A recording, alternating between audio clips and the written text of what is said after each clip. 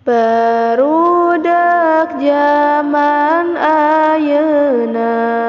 loba nu goreng akhlakna ka guru jeung ka kolotna komo ka babaturana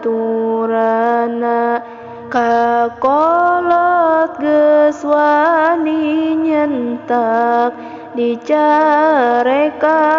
lakah nengak ka saluhureun nyalutak lamun ngomong jeung jijeplak ka guru geus teu ngagugu pangajaran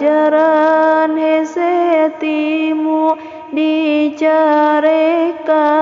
osok ngadu anu disalahkeun guru dititah nulis harese Bandung kuping kalah sare mun dicaram ngalelewe percis kalakuan embe barang gawe hararese kana salat kita langke pagawean ngorek HP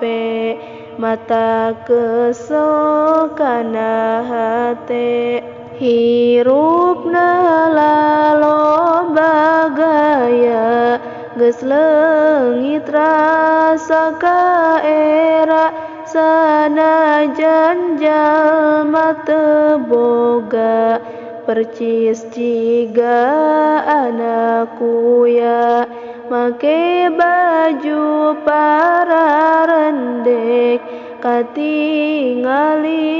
bulu kelek lempang bari dangdak dengdek percis jiga